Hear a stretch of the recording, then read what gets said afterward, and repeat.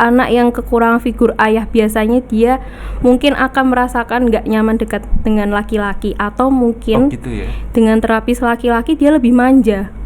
Begitu. Kelihatan ya seringnya ya. Iya. Oke. Begitu juga dengan anak kekurangan figur ibu. Biasanya dengan perempuan itu akan terlihat lebih manja atau lebih nyaman. Begitu. Jadi ketika anak itu tidak ada bonding, tidak ada keterikatan dengan orang tua, anak ini kayak kehilangan sosok yang melindunginya, begitu. Oke.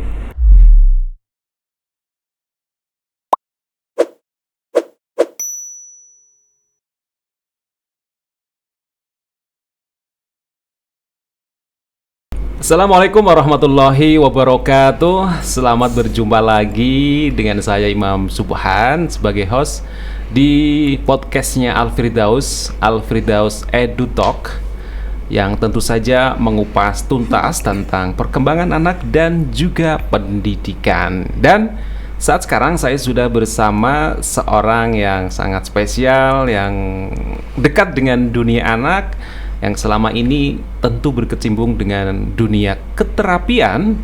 Ya, ini ada Arifah Mailia Fajri STRKes, dipanggil Ifah, seorang okupasi terapis.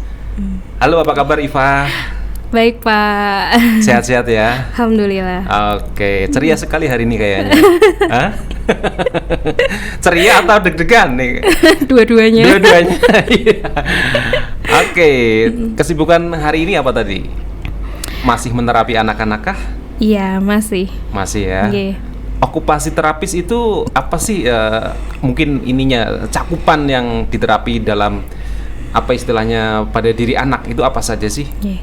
Okupasi terapis kalau di khususnya untuk anak ABK ya, itu biasanya kita mengarah ke perilaku, kemudian kontrol emosi, sensori, kemudian kognitif persepsi, kemandiriannya, begitu, sosialnya, begitu. Luas sekali ya okupasi terapis ya. Iya. Tapi itu beda dengan fisioterapi. Kalau fisik ya, kalau fisioterapis ya, itu lebih ke apa sih, mental ya atau apa ya, psikologinya? Lebih ke skill, keterampilannya. Skillnya ya. Iya. Oke, skill ya. Jadi lebih ke ini ya. Tadi apa? Sosial juga. Sosial, perilaku, sensori, motorik. Masuk di cakupan OT ya, okupasi terapis istilahnya ya. Oke, yang kita bahas sangat menarik kali ini tentang, sebentar saya buka ya, istilahnya adalah, ini mungkin saya baru mendengar sih istilah ini ya, tapi menurut saya sangat menarik bagi orang tua nih ya, yang mungkin anaknya tanda kutip ya, saya bukan mengatakan anak bermasalah atau anak yang punya problem ya, karena memang setiap anak itu unik ya, setiap anak unik dan punya kelebihannya, tapi juga membawa mungkin keterbatasan atau kekurangan mungkin ya, yang namanya orang kan tak sempurna, meskipun Tuhan itu menciptakan manusia dalam keadaan sempurna kan ya, dalam keadaan yang sesempurnanya orang begitu, yang makhluk terindah. Cuma kadang tadi di mata manusia ada yang kurang di sini, mungkin fisiknya, mungkin psikologisnya, gitu. Dan itu setiap perkembangan anak di fase-fasenya selalu mengalami yang namanya hambatan perkembangan anak ya. Nah, di sini kita akan mengambil sebuah tema berjudul efek bonding time terhadap keberhasilan terapi. Nah, jadi memang mungkin ini pengalaman dari Mbak Iva sendiri ya. Iya, betul. Ketika menerapi ternyata ada faktor tentang keberhasilan dan ketidakberhasilan ya. Artinya kan mesti orang menerapi itu ada yang efeknya langsung anak langsung bisa berubah atau katakanlah mungkin sembuh, atau katakanlah bisa kembali biasa ya, artinya seperti perkembangan anak lainnya. Tapi ada juga yang mungkin bukan gagal ya, tapi kayak kurang maksimal begitu ya. Nah, saya ingin tanya, apa pengertian bonding time mungkin terlebih dahulu, biar para orang tua nih, para pendidik tahu apa artinya tuh Mbak. Silakan Mbak Iva. Jadi bonding time sendiri itu sebetulnya adalah keterikatan antara anak dengan orang tua. Jadi keterikatan di sini dalam artian orang tua menghabiskan waktu bersama dengan anak. Nah, waktu bersama ini merupakan waktu yang berkualitas, begitu. Dari situlah nanti akan berefek ke yang lain, seperti itu. Artinya di situ kuantitasnya, maksudnya misalkan nih anak, kita tahu waktu kan 24 jam. Nah, ada nggak yang disebut keterikatan tadi dengan kebersamaan antara orang tua dengan anak itu, misalkan berapa jam, berapa menit dalam waktu sehari semalam gitu, ada nggak? Kalau ada enggaknya itu tergantung tiap keluarga ya Pak, tapi diusahakan sebuah keluarga itu harus ada bonding time begitu. Kemudian dengan kondisi orang tua yang sibuk, orang tua yang full banyak bekerja begitu. Nah, setidaknya dalam satu hari itu atau dalam satu minggu diusahakan 1 atau 2 hari ada waktu untuk menghabiskan waktu bersama dengan anak begitu. Bisa dengan jalan-jalan atau ketika anak mau tidur. Kalau bayi balita itu kan biasanya orang tua senengnya bacain buku ya Pak. Kalau sekarang bacain cerita begitu, itu termasuk dari bonding time. Atau misalkan anak bayi dengan yang masih menyusui ibunya itu masuk ke dalam bonding time gitu. Gitu ya. Bahkan ibu yang hamil itu kan kadang mengelus-ngelus perut ya. Betul. Nah, itu termasuk kadang dari sambil dinyanyikan. Iya, itu termasuk dari bonding time baca begitu. sholawat kayak gitu termasuk bonding time ya, ketika di usia kandungan ya. Iya, begitu. Dan ini ternyata ada efeknya ya ke dunia terapi itu, seperti apa mungkin pengalamannya, boleh diceritakan? Nah, kalau untuk di dunia terapi kan, kalau yang kita tahu seperti anak berkebutuhan khusus itu kan kayak nggak aware ya Pak ya, nggak peduli dengan lingkungannya begitu. Tapi sebetulnya mereka itu sangat perasa, sangat sensitif begitu. Kemudian berdasarkan pengalaman saya, itu selama menerapi anak, misalkan saya sedang dengan emosi atau saya sedang dalam rasa sedih, nyaman ya, sedih, anak itu pasti akan rewel begitu. Kayak kerasa gitu ya? Iya, sebetulnya anak-anak seperti itu tuh sangat sensitif perasaannya. Padahal kan nggak ada istilahnya hubungan darah begitu ya, tapi kayak tahu ya orang anak ini ya. Iya, begitu. Terus biasanya itu mempengaruhi gimana? Apakah ketika anak ini nih cara bonding time-nya bagus di keluarganya, itu lebih cepat gitu diterapi oleh Mbak Iva? Kalau dengan anak yang punya bonding time yang baik itu biasanya progresnya oke, tapi di luar itu juga orang tua harus konsisten ya Pak. Kayak kita kan terapis memberikan home program ya. Nah, orang tua juga harus taat dengan home program yang kita kasih. Misal diet ya harus diet, misal di rumah harus mengajak main bersama dan ada komunikasi juga harus dilakukan begitu. Dan bonding time ini termasuk salah satu faktor di dalamnya. Jadi ketika anak itu tidak ada bonding, tidak ada keterikatan dengan orang tua, anak ini kayak kehilangan sosok yang melindunginya begitu. Jadi kadang-kala itu akan berpengaruh pada emosinya ya. Iya, ya? Perilakunya gitu ya. Karena tadi kedekatan dengan orang tua, orang-orang yang di sekelilingnya harusnya mencintai dan menyayanginya kayak kurang ya waktunya ya. Istilah netizen zaman sekarang tuh fatherless ya Pak, kekurangan sosok ayah. Nah, itu kan biasanya memang ayah yang yang sibuk banget ya. Tapi sepakat nggak sih kalau memang sih ya, memang bagusnya anak ini harus ada bonding time dengan seluruh anggota keluarga, terutama bapak dan ibu secara seimbang ya. Iya. Tapi mau tidak mau, kadangkala memang ayah yang sangat luar biasa sibuknya, bahkan keluar kota, nyaris kadang ibu saja yang berhadapan dengan anak ya. Iya. Seperti itu gimana efeknya ke anak-anak? Tapi karena tuntutan pekerjaan, dia harus keluar kota ya. Nah, itu gimana? Seperti apa ininya? Kalau anak ini hanya dekat dengan sosok ibunya saja. Nah, beberapa anak yang sudah saya tangani ya Pak, anak yang kekurangan figur ayah, biasanya dia mungkin akan merasakan nggak nyaman dekat dengan laki-laki, atau mungkin gitu ya? Dengan terapis laki-laki dia lebih manja. Begitu. Kelihatan ya seringnya ya. Iya. Begitu juga dengan anak kekurangan figur ibu. Biasanya dengan perempuan itu akan terlihat lebih manja atau lebih nyaman. Begitu. Iya. Jadi idealnya harus seimbang ya. Iya. Tapi kalau misalkan tadi tuntutan keluar kota, strateginya apakah misalkan cukup dengan video call itu sudah mengobati kah? Apakah secara fisik harus hadir?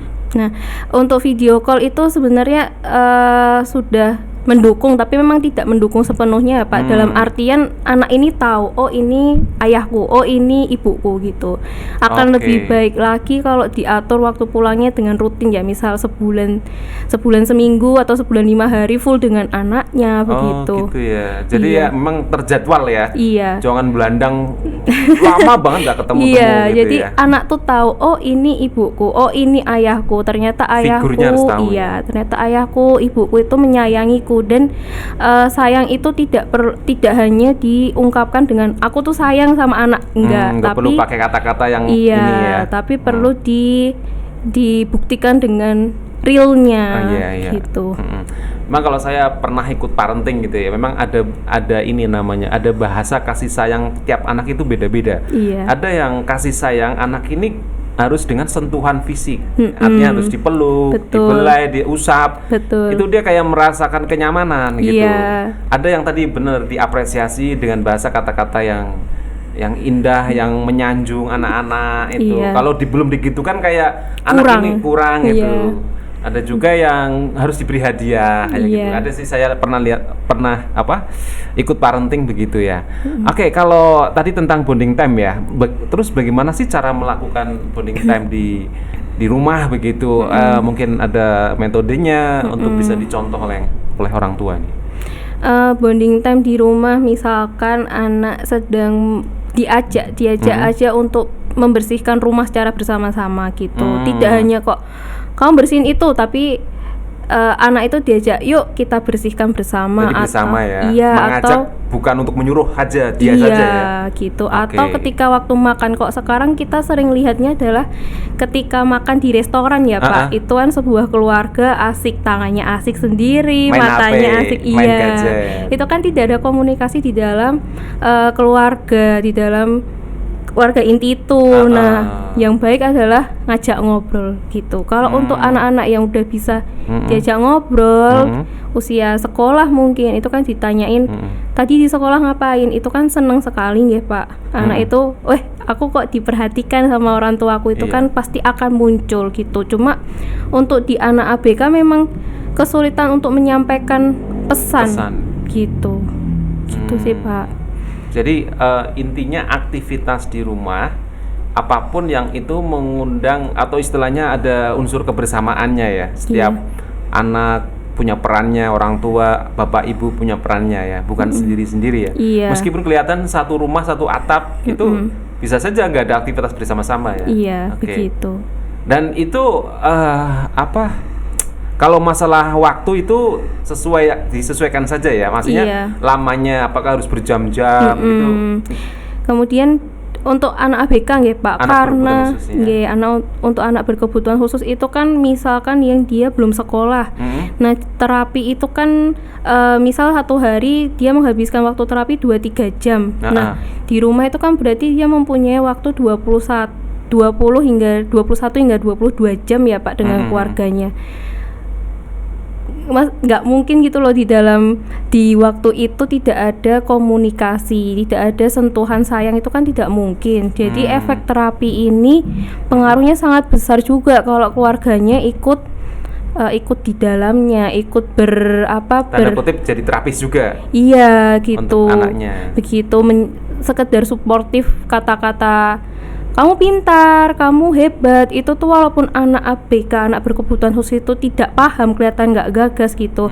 Sebenarnya mereka merasa aku diapresiasi nih, kayak gitu.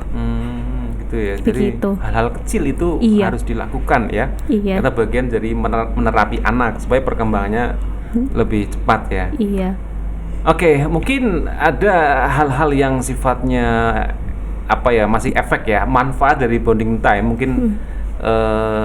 Apa saja sih kalau dalam hal dunia keterapian dan mungkin juga ya untuk para orang tua ini kan supaya memang termotivasi akhirnya benar-benar menyempatkan waktu untuk ada kebersamaan dan keterikatan antara anak dan orang tua. Jadi anak yang bonding time dengan keluarganya itu baik, biasanya dia mampu beradaptasi di lingkungannya itu siap begitu Pak, terlihat siap. Karena mungkin dengan keluarganya diajak bersosialisasi, kemudian komunikasinya juga baik, perilakunya, kontrol emosinya, kemudian dia jadi lebih tahu, oh ini boleh dilakukan, oh tidak, karena kan anak itu meniru orang dewasa ya Pak. Jadi apa yang diajarkan orang tua, apa yang diajarkan oleh keluarganya itu ditiru sama anak. Jadi kalau kita ngajarin jelek ya anak akan meniru itu. Gitu. Oke. Nah, dalam bonding time itu salah satu efek manfaatnya itu. Begitu. Kemudian juga komunikasi ini dalam artian memang orang tua harus aktif nggih Pak. Aktif mengajak anak untuk berkomunikasi. Misal di dalam keluarga itu diam-diaman begitu. Anak ini jadi nggak tahu apa yang mau dia ungkapkan. Begitu. Iya. Jadi pokoknya di rumah itu ya antara orang tua misalkan ya bapak ibunya juga aktif berkomunikasi ya dengan anak juga begitu ya. Karena memang kalau terlihat ya tadi hanya aktivitas sendiri-sendiri masing-masing ya tadi akhirnya nggak tercipta sebuah bonding time ya tadi, keterikatan ya. Nah sebenarnya kalau mungkin pengalaman Mbak Iva nih selama menerapi anak-anak ya, terutama di tadi cakupan untuk okupasinya ya, itu sebenarnya kalau akan terlihat nggak sih langsung ketika mungkin baru mengasesmen anak nih ya, mengamati gerak-gerik anak di awal, terlihat nggak? Anak ini kayaknya kurang kasih sayang nih. Anak ini kayaknya kurang perhatian dari orang tuanya. Bonding time-nya sangat kurang. Itu terlihat di awal-awal. Beberapa anak memang terlihat, Pak. Terlihat ya. Terlihat ketika yaitu tadi yang seperti yang saya katakan, kok anak ini cenderung lebih nyaman kok deket sama perempuan. Mungkin dia ibunya bagaimana? Apakah ibunya sangat sibuk atau jarang membelai, jarang dekat dengan anak, atau misalkan kok anak ini pemarah, kenapa gitu. Nah, kita cari tahu di situ. Sebenarnya udah terlihat di awal, Pak, gitu. Cuma karena kita terapis itu kan ketika mengasesmen tetap harus meng-cross check lagi nih dengan keluarganya, betul nggak seperti ini, betul nggak dugaan kita gitu. Seperti itu. Jadi sudah terlihat ya ciri-cirinya ya. Iya. Anak yang kurang kasih sayang mungkin bahasa kita ya. Begitu. Iya. Kemudian kayak anak ABK ini, anak berkebutuhan khusus ini kayak misal ditinggal orang tuanya pergi gitu. Nah, dia nggak dipamiti, dia tuh terasa, Pak, pasti bad mood seharian itu. Kayak gitu. Oke, itu penting ternyata pamit mau kerja sama anak-anak ya. Asalkan anak ini nggak dibohongi ya Pak, kayak mama mau ke kamar mandi padahal dia pergi. Itu kan anak merasa ditipu. Itu sangat membekas di dirinya loh. Mamaku ke kamar mandi tapi kok lama sekali. Kayak gitu. Karena mungkin selama ini anak ini ya mungkin manja harus ikut kemana-mana dan mamanya pengen pergi sendiri karena urusan penting gitu, terus akhirnya membohongi mau sebentar ya ke kamar mandi gitu. Itu fatal ya akibatnya. Fatal sekali. Nanti ketika dia harus dilepas di dalam sebuah kelompok itu akan kesulitan Pak beradaptasi. Karena dia tadi udah trauma, merasa ditipu sama orang tuanya ini tadi. Sebaiknya memang dijelaskan, mama mau kerja pulang jam segini, nanti mau belajar dulu ya, itu nggak apa-apa gitu. Disampaikan aja sejujur-jujurnya dengan anak, karena ya itu tadi anak meskipun memang resikonya mungkin rewel dulu ya, tapi nangis dulu. Itu mungkin akan terjadi di awal. Setelah itu kalau udah terbiasa ya oke. Bener gitu. Itu saya mengamati sih tetangga saya ada sih memang kalau setiap kali ayahnya kerja itu pasti nangis ya. Yang nggak tahu akhirnya memang diam sendiri tapi lama gitu. Tapi lama-lama saya lihat enjoy saja. Halo Pak Dadang kayak gitu. Itu mungkin karena tadi ya kejujuran penting di awal ya. Bahwa ayah mau kerja cari nafkah, nanti beli mainan ya nak gitu. Mungkin penting di awal ya. Betul. Daripada tadi harus membohongi. Iya. Harus dibohongi anak jadinya merasa tersakiti ya Pak bahasanya. Gitu. Mungkin bisa jadi malah meniru ikut bohong-bohong juga ya, kelak ya. Betul. Oke, Iva, mungkin ini ya bagi para orang tua ini tentang kalau bisa tentang ini mungkin dunia okupasi terapis ini yang kaitannya efek dari bonding time ya. Sebenarnya kalau anak kekurangan bonding time tadi itu biasanya gangguannya di mananya? Apakah di kontrol emosikah, di perilaku, atau sensori motorik tadi ada di mana tepatnya biasanya kalau orang anak-anak yang bonding time-nya jelek di rumah? Sebetulnya mencakup semua ya Pak, ya? Tapi lebih terlihat di perilaku begitu. Anak yang bonding time-nya kurang itu lebih terlihat di perilakunya yang kayak mungkin lebih meledak emosinya gitu. Kemudian komunikasi, misal orang tuanya bilang di rumah banyak komunikasi kok, tapi kok anaknya itu pendiam, itu kan berarti ada tanda kutip ya Pak, komunikasinya seperti apa yang terjadi begitu. Kalau komunikasinya dengan gadget ya sama aja, itu kan hanya satu arah, tapi kalau dengan anggota keluarga yang lain itu kan terjadi komunikasi dua arah. Begitu. Kemudian kognitif, cara berpikirnya anak pasti akan berbeda begitu. Gitu sih Pak. Sama yang paling kelihatan itu misalkan kalau anak sekolah tuh kan kayak bermain game ya, bermain game. Kemudian itu kan di dalam sebuah game ada kalah menang, kayak gitu. Kompetisi lah ya. Iya, berkompetisi. Anak-anak yang bondingnya bagus itu akan lebih siap kalau kalau gagal nggak apa-apa, nanti bisa dicoba lagi begitu. Siap kalah ya. Iya, tapi kalau dengan bonding yang jelek, mungkin yang kurang begitu, anak gagal ngambek, kayak gitu. Sebenarnya di sini di satu sisi mungkin jiwa kompetisinya bagus, tapi di sisi lain mungkin anak ini tidak terbiasa dengan kalau kalah itu tidak apa-apa, nanti bisa coba lagi itu. Kayak gitu. Itu ya pengaruhnya cukup besar ya nanti kelak perkembangan dia, bahkan sampai usia remaja atau dewasa ya. Gitu. Apalagi kan kalau usia anak udah masuk SMP, SMA itu kan udah masanya dia mencari jati diri. Terus mungkin waktunya tidak banyak dengan orang tua, tidak banyak dengan keluarga. Nah, di sini mungkin orang tua bisa berpindah menjadi teman. Jadi apa yang mau disampaikan anak tuh orang tua jadi kayak kamu cerita sama saya nggak apa-apa begitu. Jadi menjaga emosi anak ini untuk tetap dengan keluarganya, kamu mau cerita apa aja boleh kayak gitu. Intinya bagusnya memang orang tua bisa menjadi teman curhat pertama ya, sebelum ke teman-temannya, daripada dia salah tempat curhat. Betul ya. Ada semacam itu pernah ya, artinya itu sering terjadi ya. Sering terjadi untuk saat ini juga banyak ya Pak, yang banyak di media sosial itu lebih nyaman dengan orang luar, lebih nyaman dengan temannya, padahal sebetulnya keluarganya lah yang tempat pulang terbaik. Gitu. Rumah terbaik ya. Rumah kita ya. Gitu. Oke, Mbak Iva, tak terasa hampir setengah jam waktu kebersamaan kita di podcast ini. Mungkin terakhir ya Mbak Iva, boleh kasih kayak tips lah atau kiat-kiat bagaimana sih ketika mendampingi sang buah hati, apalagi mulai dari usia dini. Tadi lah bonding time menjadi kata kunci ya. Mungkin boleh dikasih kata-kata kunci ya ketika memang usia dini itu butuh yang namanya sentuhan kasih sayang atau tadi bahasanya bonding time. Jadi untuk orang tua yang sedang melihat podcast ini, sesibuk apapun harus diluangkan waktu untuk bersama anak begitu. Walaupun anak ini terlihat tidak peduli, tidak mendengarkan, tapi sebetulnya mereka itu butuh sekedar pelukan saja, mereka juga butuh begitu. Dalam satu hari memang harus diluangkan untuk itu, untuk memberikan waktunya kepada anak. Gitu. Begitu Pak. Siap, mantap Mbak Iva.